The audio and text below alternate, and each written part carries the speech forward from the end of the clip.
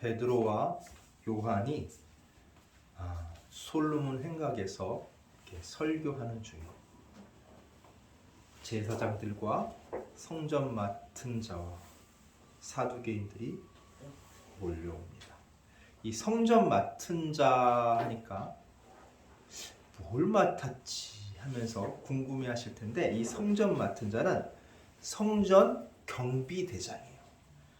성전 경비대장으로 성전 구역 내 치안 업무를 맡는 거예요. 경찰이에요. 경찰. 쉽게 얘기해서 사람들이 다툼이 있으면 그 다툼을 해결하고, 도난 사건이 있으면 도난 사건을 해결하고, 각종 경찰이 맡는 그런 물건도 찾아주고 하는 그런 업무를 맡고 있는 사람입니다.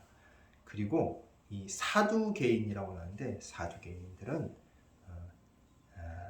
하스몬 왕가의 후예예요. 후예. 왕족들이에요. 그 후예들로 제사장들을 또 포함하고 있어요. 그 레위 사람들도 또 포함하고 있어서 그 부유하고 지위가 높은 사람들로 보면 됩니다. 이런 사람들이 몰려온 거예요. 네, 이들은 보면은 지위가 높고 부유하니까 좋은, 오늘날로 보자면 좋은 직장, 좋은 집, 좋은 차, 높은 권력, 많은 돈 등 세상의 부와 권력을 쥔 사람이에요. 그래서 이 세상의 부와 권력을 이들은 최고의 복으로 여기며 사는 사람들이에요. 이들은 또한 지금 누리는 것이 많기 때문에 새로운 세상, 새로운 삶을 얘기하는 부활에는 어떻겠어요? 긍정적일까요? 부정적일까요? 네, 부정적이에요. 별로 좋아하지 않아요. 싫어합니다. 이 메시아, 구세주가 온다는 것도 좋아할까요? 좋아하지 않을까요? 네, 좋아하지 않아요. 별로 내키지 않아요. 왜냐하면 이들에게는 특별한 이유가 또 한 가지가 있어요.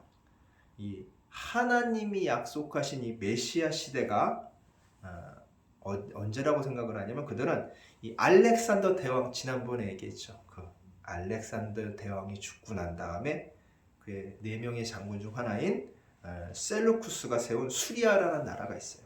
이 수리아의 대항에서 독립을 이룬 마카비, 하스본 왕가 때부터 시작돼서 지금까지 자신들에 의해 뭐가 지속되고 있다고 해요? 메시아 시대가 지속되고 있다고 보는 거예요. 그러면 이들이 생각하는 메시아라는 것은 어느 특정한 인물이 아닌 거예요. 사두개인들에게는 메시아는 곧 올 존재가 아니에요.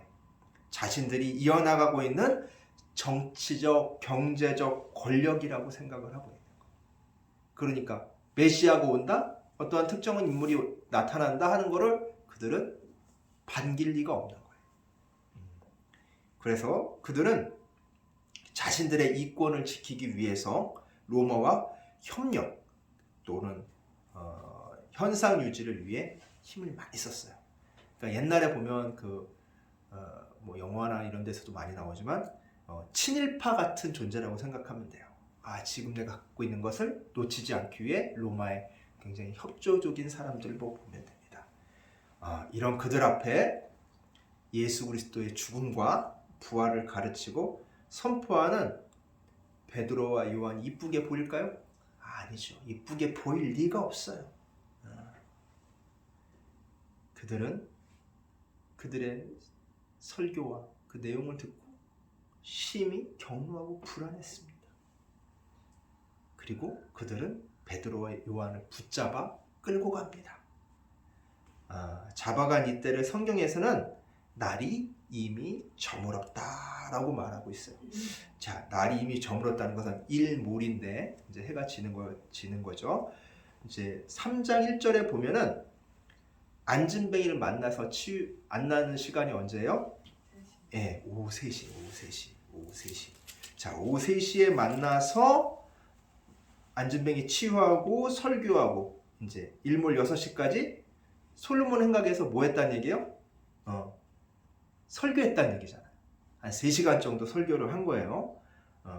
근데 여기서 보면 이튿날까지 가두었다는 표현이 나오는데, 이건 뭐냐면 유대 날짜 개념으로 보면, 자, 유대 사람들이 생각하는 하루의 시작은 언제요? 해가 뜰 때, 질 때? 맞아요. 해가 질 때. 해가 질 때가 하루가 시작하니까 해 질 때 얘네들을 잡았으니까 어떻게 돼요? 바로 이튿날이죠. 바로 다음 날이 되는 거예요. 그런데 놀라운 일이 발생해요. 이 약 이렇게 3시부터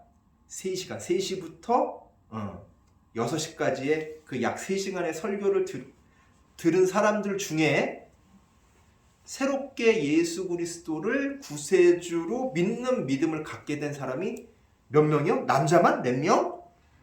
5,000명. 4절에 보면 약 5,000명이나 된대요. 대단한 일이죠. 얼마나 많은 사람이 왔는지 모르겠는데 그 많은 사람들 중에 또 많은 사람, 5,000명이라고 그러면 우리 짐작이 가요? 네, 엄청난 숫자입니다. 여기 이 청양군 인구가 한 3만 정도 될 거예요. 거기서 5,000명이라고 봐요. 뭐 엄청난 숫자죠? 네, 그 엄청난 숫자가 믿게 될 때 죽은 자의 첫 열매로 부활하신 예수 그리스도의 얘기는 성전에 기도하러 온 사람들에게도 그리고 성전을 맡고 있는 그 사두개인 무리들에게도 도전적이며 충격적인 얘기였다는 거예요. 그럼 사두개인하고 제사장들과 이 성전 경비대장한테는 왜 충격적인 얘기였을까? 왜냐하면 자신들이 가진 기득권 있잖아요. 지금 로마의 협조를 잘 해가지고 그리고 백성들이 자기들을 따르고 있으니까 그 사람들이 갖다 주는 성전세만 해도 엄청난 양이죠. 그런 기득권을 일순간에 다 무너져 버릴 수 있다는 충격과 도전을 받았을 거예요. 야, 예수 그리스도가 메시아야? 그러면 우리 거 다 뺏기는 거 아니야? 그럼 충격을 받았을 거예요. 그리고 또 성전에 기도하러 온 사람들. 그 사람들은 구세주인 예수 그리스도를 죽이는데 동참했잖아요. 그렇죠? 동참했는데 자신들이 그 동참한 자신들이 자신들에게 벌도 묻지 않고 죄를 용서해 준다고 그러고 또한 뭐예요? 예수 그리스도의 부활의 영광에 동참할 수 있다는 그런 도전과 충격을 받았을 거란 말이에요. 기득권이 무너질까봐 두려워했던 사두개인들 일파들은 베드로와 요한을 잡아가두는데 그 반대로 그 잡아가던 요한과 베드로의 설교를 들었던 사람들 중에 5천여 명은 어떻게 됐어요? 복음을 받아들이고 예수 그리스도를 믿게 됐죠. 사랑하는 성도 여러분, 여기서 보면 이런 박해 속에서도 계속해서 기독교는 어떻게 돼요? 성장하죠. 점점 믿는 숫자가 늘어난단 말이에요. 그게 뭐예요? 복음의 능력이라는 거예요. 말씀의 능력이라는 거예요. 성경 속에서는 이렇게 말씀으로 우리에게 복음의 능력을 증거하고 계시는 거예요. 오늘도 이 복음의 능력을 믿고 나아가는 우리 성도님들 되시기 원합니다. 아멘. 네, 오늘 10월 27일 오늘 광화문에서 대규모 집회가 일어난대요. 대규모 집회를 하기로 했대요. 그 뭐냐면 동성애 합법화를 막기 위한 집회예요. 7월 18일 날에 대법원에서 동성애자 커플도 건강보험 피보험자로 인정하는 판결이 났어요. 이게 뭐냐면 쉽게 얘기해서 법으로 동성애자 커플도 뭐한다? 서로 가족으로 인정해야 된다고 법으로 판결이 난 거예요. 이제 가족이 된 거야. 전에는 동거인 이렇게 됐었는데 이제 가족으로 인정해서 피부양자, 법적으로 피부양자로 할 수 있게끔 판결이 났습니다. 근데 그 사람들도 권리 눌려야 되는 거 아니에요? 라고 얘기할 수 있어요. 근데 역사적으로 보면 미국에선 2003년, 대만에선 2017년에 똑같은 판결이 났어요. 그 기점으로 약 2년이 지나니까 어떻게 돼? 동성결혼 합법화가 일어난 거예요. 야, 이제 가족으로 인정해줬으니까 이제 정식적으로 결혼도 뭐 해달라? 인정해달라고 하는 거예요. 이거 법률적으로 문제가 돼야 안 돼요. 안 돼요. 가족으로 인정해줬으니까. 근데 결혼은 세상과 우리가 바라보는 관점이 틀려요. 우리는 그걸 기억을 해야 돼요. 결혼은 우리 그리스도인은 어떻게 봐요? 하나님께서 주신 짝과 하나님 앞에서 어떻게 해요? 서약하는 거죠. 이 사람과 평생을 함께 하겠습니다. 한 몸이 되겠습니다. 서약하는 뭐예요? 거룩한 예식이에요. 하나님의 권위 앞에 이루어지는 거란 말이에요. 세상 결혼은 어떨까요? 세상 결혼도 보면은 주례가 있죠. 주례 선생님 앞에서 주례 선생님은 은사라든지 아니면 평소에 존경하던 분을 세워서 그 사람과 주변 사람들 어쨌든 권위에 의지해서 결혼식을 해요. 권위를 인정하는 거란 말이에요. 예식이라는 게. 결혼 예식이라는 게. 근데 오늘날은 과연 그런가? 제가 어저께 친척입니다.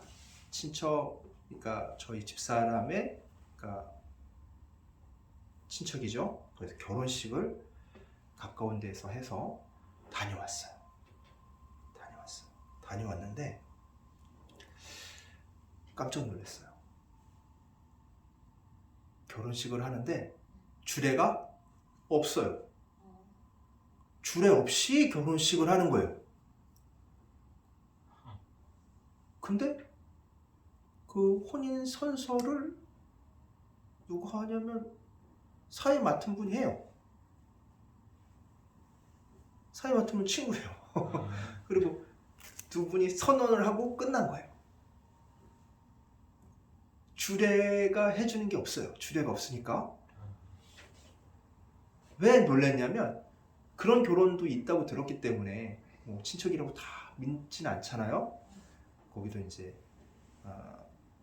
그 신랑분 어머님은 믿으시고 아버님은 믿지 않은 그런 가정이었으니까. 근데 그 신랑도 교회에 다녔던 것 같아요.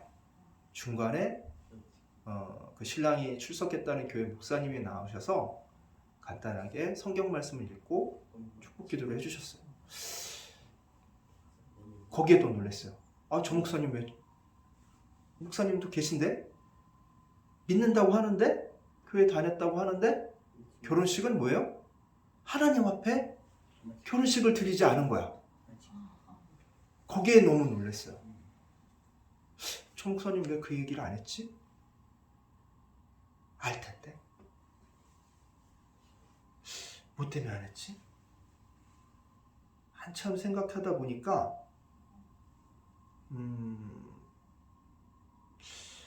못한 것일 수도 있고 안 한 것일 수 있는데 만약 못했다고 한다면 그 신랑 측과의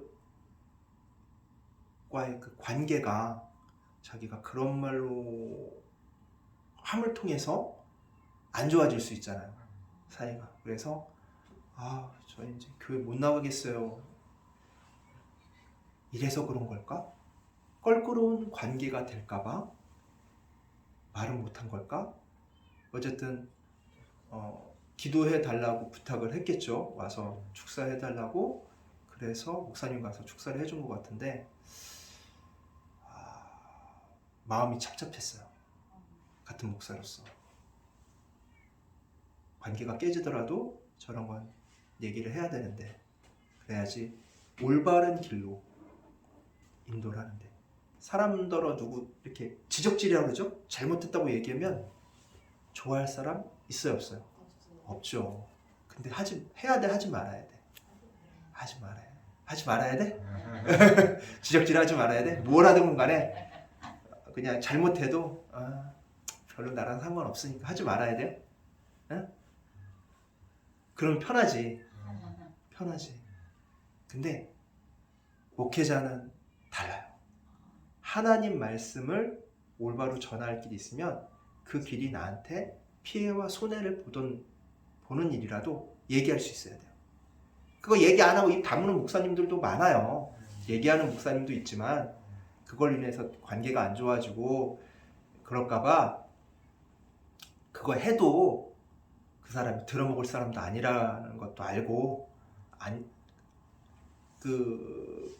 그렇기 때문에 얘기 안 하시는 목사님들도 많지만, 근데 그 사람이 얘기를 들어먹건 안 들어먹건 간에 그게 중요한 게 아니라 내가 목회자로서 또 우리가 진짜 그리스도인이라면 하나님 말씀에 비추어서 명백하게 잘못된 것들은 얘기할 수 있어야 돼요.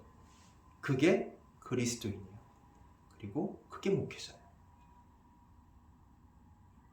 우리가 그 역할을 못한다면 그리스도인으로서의 빛과 소금의 역할을 못하는 거예요. 소금이 짠맛을 잃으면 어떻게 한다고 했어요? 길거리에 버린다고 했어요. 소용이 없는 거예요. 우리가 이전까지 못했을 수 있어요. 그리스도인에서 잘못된 거 있으면 저 사람과의 관계 괜히 싫은 소리 했다가 나만 손해보는 거 아닌가. 그래서 그리스도인을 감추고 사는 사람들도 많아요. 왜? 내가 그리스도인이라는 것을 드러내면은 뭔가 손해볼 것 같으니까. 저 사람과의 충돌, 괜한 충돌, 믿지 않는 사람과의 괜한 충돌을 일으키고 싶지 않으니까. 사람들한테 안 좋은 인식을 주고 싶지 않으니까. 괜히 싫은 말해서 안 좋은 인식을 줄 필요 없다는 그런 마음이 있는 거죠. 그 사람은 내 삶이랑 관계가 없다고 생각하니까. 원래 그럴 수 있어요. 내 삶이랑 관계가 없어요. 그 사람한테 굳이 그 사람이 잘못된 점을 얘기해서 그 사람과의 관계가 틀어질 필요도 없어요. 좋은 말로 한다고 하지만 어쨌든 지적을 당하면 사람은 기분은 별로 안 좋을 수밖에 없어요. 근데 그리스도인에서 그것을 얘기해야 되는 것은 내 삶은 내 것이 아니라 누구의 것이에요? 하나님의 것이기 때문에. 그래서 하나님의 일을 해야 되는 거예요. 그래서 하나님이 원하시는 방향대로 이루어 나가게끔 나는 뭘로 쓰여야 되냐면 도구로 쓰여지기 때문에 그 도구로서 역할을 해야 되는 거예요. 망치질 하려고 그러면 뚝 부러지고, 망치질 하려면 못도 안 들어가고 그러면 그 망치 써야 안 써요? 안 쓰죠. 버림당하는 거예요. 우리가 그리스도인으로서 어떻게 해야 돼요? 그 역할을 감당하려면 하나님, 성령님이 우리에게 주신 그 사명을 감당해내야 되는 거예요. 그러면 하나님이 볼 때 안 좋다, 나쁘다 하는 것들은 그 사람에게 애탈픈 마음으로 고칠 수 있도록 얘기해 주는 거예요. 그 사람과의 관계가 어떻게 되는 거 신경 쓰지 말고. 왜? 결과는 누구의 몫이야? 하나님의 몫이기 때문에. 결과가 좋든 안 좋든 그거에 신경 쓰지 말고 안 좋은 것은 안 좋다고 얘기할 수 있어야 돼요. 그 사람이 고치건 안 고치건. 고치는 것도 성령님이 알아서 하시는 거예요. 안 고치는 것도 그 사람 의지로 그걸 거부한 것이고. 그것에 대해서 우리는 책임질 필요 없어요. 하지만 뭐 해야 될 의무는 있다? 우리가 말해야 될 의무가 있는 거예요. 또한 이것도 세상적으로 보면 우리의 권리예요. 우리가 그것에 대해서 이야기할 수 있는 거예요. 물론 동성애자건 아니건 인간적인 최소한의 권리를 누릴 것이 마땅해요. 그 권리를 없애버리자는 게 아니에요. 그들은 그 권리를 누릴 수 있어야 돼요. 근데 의료보험 같은 그런 사회적 그런 권리를 누리는 것과 결혼이라는 것은 우리가 다르게 봐야 돼요. 결혼은 저 사람과 내가 마음이 맞아가지고, 우리 이제 결혼했어요. 선언함으로써 이루어지는 것이 아니라 그리스도인은 어떻게 해요? 하나님 앞에서 뭐 해야 돼요? 서약하는. 하나님, 이 사람과 이제 한 몸이 됐으니까 하나님이 말씀해 주신 그 뜻대로 살아가겠습니다 라는 그런 서약이 있는 거예요. 그러니까 우리 그리스도인은 세상 결혼과 이 교회 안에서 우리 그리스도인의 결혼을 분별할 줄 알아야 돼요. 분별해야 돼요. 분별해야 되고 그것을 통해서 우리들의 마음이 정확히 결혼이라는 것이 무엇인지, 우리가 하나님 앞에 어떤 존재인지가 먼저 이루어져 나가야 되고, 사람의 눈치가 아니라 하나님의 눈치를 먼저 보는 사람이 되어야 되고, 세상의 뜻보다는 하나님의 뜻을 쫓는 사람들이 먼저 돼야 돼요. 그것이 갖춰진 토양 안에서 왜 동성 간의 결혼이 문제가 되는지를 세상 논리로 풀 수 있어야 돼요. 왜 교회 안에서의 결혼의 논리를 가지고 세상에 풀려고 하면, 그걸 가지고 세상 사람들을 납득시키려고 하면 세상 사람들이 납득할까요? 납득하지 않아요. 아, 쟤네들 종교활동하는구나, 이렇게 보는 거예요. 우리는 지혜롭게 대처해야 돼요. 인정해 줄 건 인정해 주고, 그러나 반대해야 될 건 반대할 줄 알아야 돼요. 우린 그리스도인으로서 동성 간의 결혼은 용납할 수 없는 거예요. 그 세상과 틀리게. 우리 그리스도인은 어떻게 해야 돼요? 이성과의 짝, 남과 여, 하나님이 만들어주신 남과 여가 어떻게 돼? 한 몸이 되는 것. 그게 결혼이에요. 내가 좋다고, 그러면 내가 좋은 것과 결혼하게 된다고 한다면, 에펠탑하고도 결혼한 사람이 있어요. 건물하고 결혼했어. 걔가 좋다고. 그리고 강아지가 좋다고 강아지하고도 결혼한 사람이 있어요. 그렇죠? 이제 로봇도 나오면 로봇하고도 결혼하겠지. 그래요. 세상 논리로 따지면은 다 인정해야 돼. 그쵸? 근데 우리 그리스도인은 인정할 수 있어요, 없어요? 없는 거예요. 교회 안에서 하나님을 믿는다는 자들이 그런 것들에 찬동하고 그런 것들이 옳다고 얘기하는 것들은 다 뭐예요? 사탄 마귀인 거예요. 하나님은 다 사랑하시니까 이런 것도 용납하신다고 하는 것들은 다 사탄 마귀의 소리예요. 하나님은 우리에게 용납하시는 것도 있지만 용납하지 않으시는 것도 있어요. 그건 성경 창세기에 먼저 나와요. 뭘 용납하지 않으셨어요? 선악과. 선악과가 우리가 볼 수 없는 곳에 아담과 하와가 볼 수 없는 곳에 있었던 게 아니에요. 동산 중앙에 있었어요. 제일 잘 보이는 곳에 있었어요. 동산 중앙이나 하면 청가운데 있는 거예요. 사발팡방 어디서나 그 선악과를 볼 수 있어요, 없어요? 다 볼 수 있어요. 내가 손만 뻗어서 따먹을 수 있는 위치에 있단 말이에요. 그런 위치에다 갖다 놓으시고 금지한 이유는 무엇일까?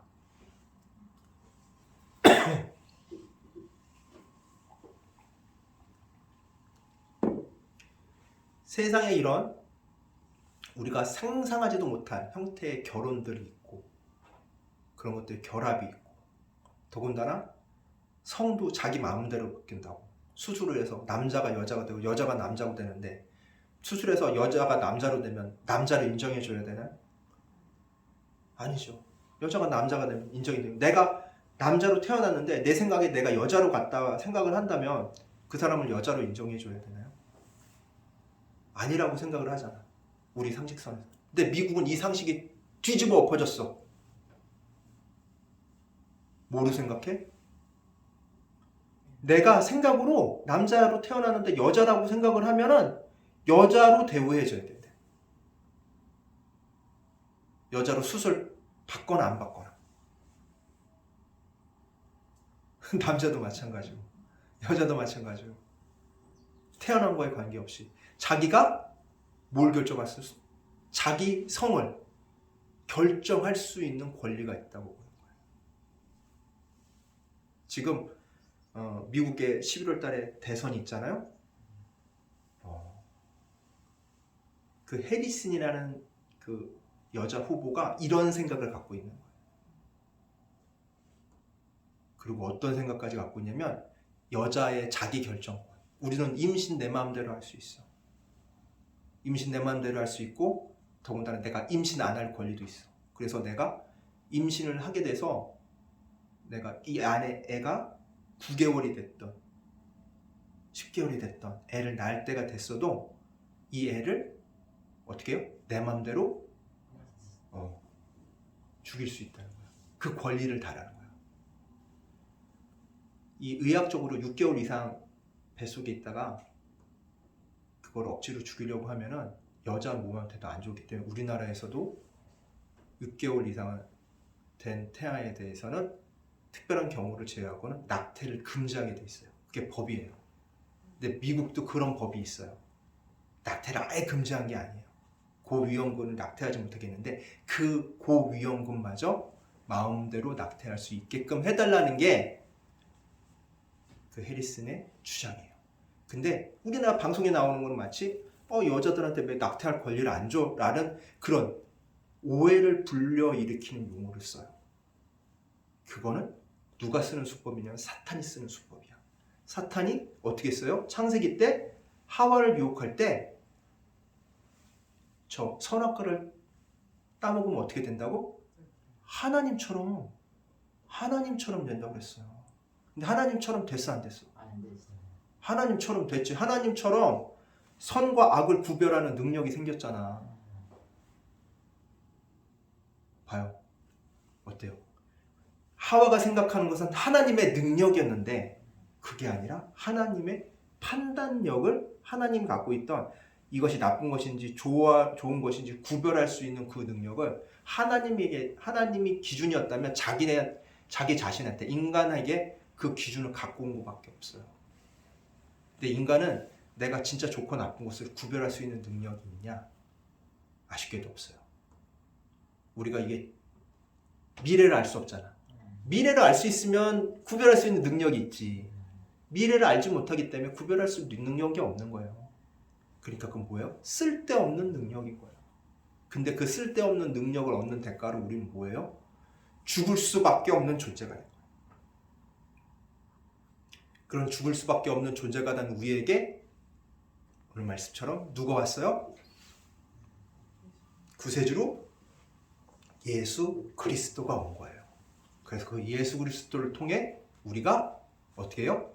죽을 수밖에 없는 존재에서 영생을 누리는 존재로 바뀌는 거예요. 뭐만 하면 회개하고 자신의 죄를 고백하고 돌이키고 그리고 세례받고 이제 세례는 뭐예요? 이제 하나님 안에서 살겠습니다라는 그런 나의 선언이라고 했죠. 고백이라고 했죠. 그게 있으면 어떻게 돼요? 예수 안에서 우리는 새 생명을 얻게 돼요.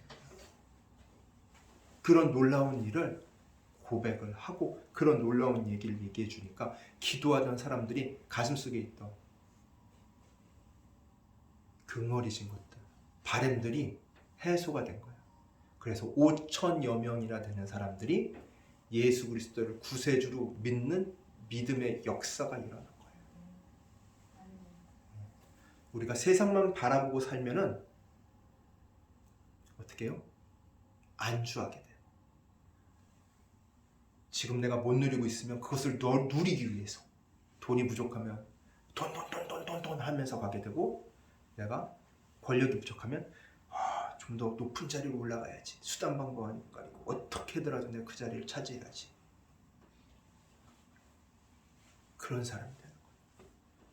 자기가 갖고 싶은 거에 대해서 막 가지려고 해요. 근데 그것이 채워지면 채워질수록 소금을 먹는 거랑 똑같아요. 제일 부자가 얼마만큼의 돈이 있어야 만족할까요? 좀 더 많은 돈. 좀 더 많은 돈. 만족이 없어요. 자, 우리 만족들 하십니까? 만족들 하세요? 만족 못 하겠어? 부족한 게 늘 있죠. 부족한데 어떻게 만족해요? 근데 만족하려면 부족한 걸 보면 만족 못해요. 짜증이 나요. 화가 나요. 에이씨. 기쁨이 없어요. 평안이 없어요. 감사가 없어요. 근데 주신 것을 보면, 내가 이미 갖고 있는 것을 보면, 얻은 것을, 누리는 것을 보면 뭘 할 수 있어요? 만족감이 있어요. 야, 이만큼 누렸네, 이만큼 가졌네. 감사함이 있어요.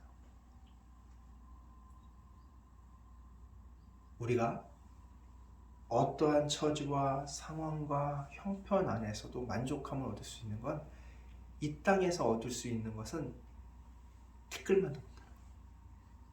이 땅에서보다 어디서 더 얻어? 주님과 함께하는 곳에서.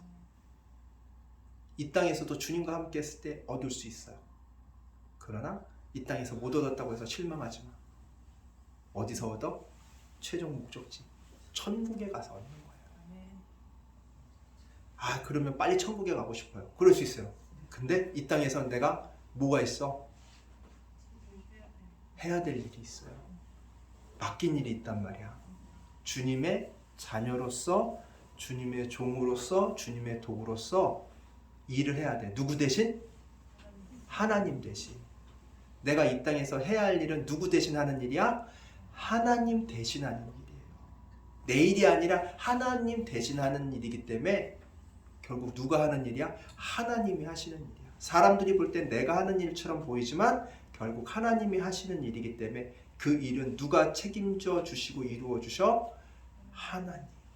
그 하나님을 믿고 나아가는 우리 주찬양교회 성도님 되시기 원합니다. 아멘.